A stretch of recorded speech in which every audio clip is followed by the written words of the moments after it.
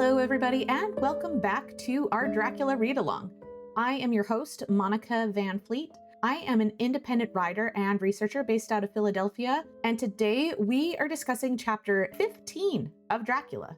In Chapter 15 of Dracula, Dr. Seward reacts with shock to Van Helsing's revelation that the creature hunting children in Hampstead Heath is none other than the undead Miss Lucy. Dr. Seward is so upset that he asks if Van Helsing is mad, and Van Helsing asks for an opportunity to prove his claim about Lucy's vampirism. The doctors go together to evaluate one of the children wounded on the heath by the Bloofer lady. There, they meet Dr. Vincent, who assumes that a species of vampire bat must have been brought aboard a ship. After the discussion with Dr. Vincent, Van Helsing and Dr. Seward go to the Westenra tomb to find that the body of Lucy is gone.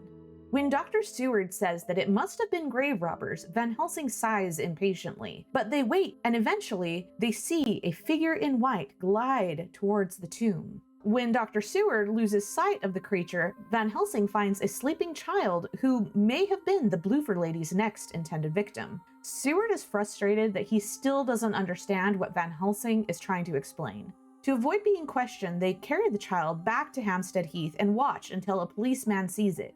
In the afternoon of the 27th, the two men sneak back into Lucy Westenra's tomb and unscrew the lid of the coffin.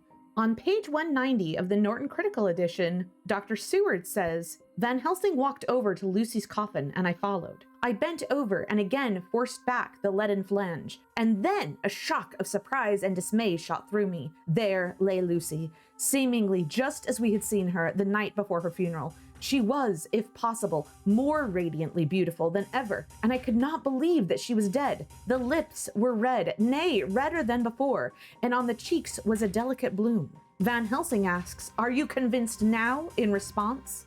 Van Helsing explains that Lucy was bitten by a vampire and is now undead, but Lucy's specific situation seems to be one with which Van Helsing is less familiar, because he says on page 191 of the Norton Critical Edition, "Here there is one thing which is different from all recorded. Here is some dual life that is not as the common. She was bitten by the vampire when she was in a trance, sleepwalking." Oh, you start. You do not know that, friend John, but you shall know it all later. And in trance, could he best come to take more blood? In trance she died, and in trance she is undead too. So it is that she differ from all other. Dr. Van Helsing says that to release Lucy from this curse, they must cut off her head, fill her mouth with garlic, and drive a stake through the body. But Dr. Seward still isn't convinced, and Van Helsing changes his mind about the approach when he's worried that Holmwood will think that maybe Lucy has been buried alive. That evening, Van Helsing leaves a note for Dr. Seward saying that he plans to set the tomb up with garlic and a crucifix to make sure that the undead can't leave. Van Helsing isn't afraid of Lucy, but he knows that the other undead is strong with Lucy's blood and the blood of 4 strong men. Van Helsing says it will soon seek her tomb, perhaps with allies. Van Helsing tells Seward that if he doesn't return, then Dr. Seward himself must destroy this powerful undead creature.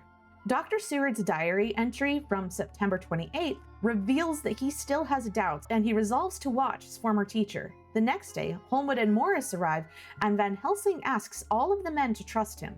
Seward agrees, but Arthur says he won't do anything against his honor or his Christian faith. Van Helsing wants to spare Arthur his suffering, but he also knows if they don't act quickly, Lucy will remain undead. Arthur and Quincy ask Van Helsing what he suggests. Van Helsing finally tries to explain what's going on to Dr. Seward, Quincy Morris, and Arthur Holmwood. On page 195 of the Norton Critical Edition, he explains, "Miss Lucy is dead. Is it not so? Yes. Then there can be no wrong to her. But if she be not dead." At this, Arthur jumps to his feet, saying, "Good God! What do you mean? Has there been any mistake? Has she been buried alive?" He groaned in anguish that not even hope could soften. Van Helsing responds, "I did not say she is alive, my child. I did not think it. I go no further than to say that she might be undead." "Undead? Not alive? What do you mean? Is this all a nightmare, or what is it?"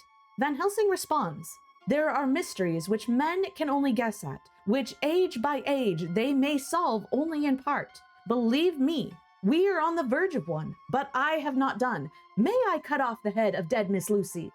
After Van Helsing asks so politely for permission to decapitate Arthur's dead fiancée, he is enraged at the idea of this desecration. But Van Helsing speaks sternly of duty and begs Holmwood, explaining that it is his duty to release Lucy from the undead curse, and finally, Holmwood relents. The men are resolved to go with Van Helsing and visit Lucy's tomb, so Van Helsing may try to prove his case.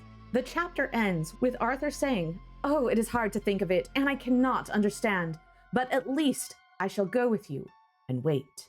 And that is the end of the chapter. The tension in this chapter makes room for some very gothic elements that reveal more of the backstory. When Van Helsing finally reveals the nature of the monster they're facing, Quincy Morris accepts it. Dr. Seward has doubts because of his faith in science, and Holmwood has doubts because of his love for Lucy. Yet, Van Helsing prevails over every single one of these doubts. With Seward, Dr. Van Helsing appeals to evidence and reason, and with Arthur Holmwood, Van Helsing appeals to his sense of duty. In this week's Substack Deep Dive, we're going to talk all about the monster that Lucy has truly become. And next week, we'll read the stunning conclusion to the tale of the Bloofer Lady.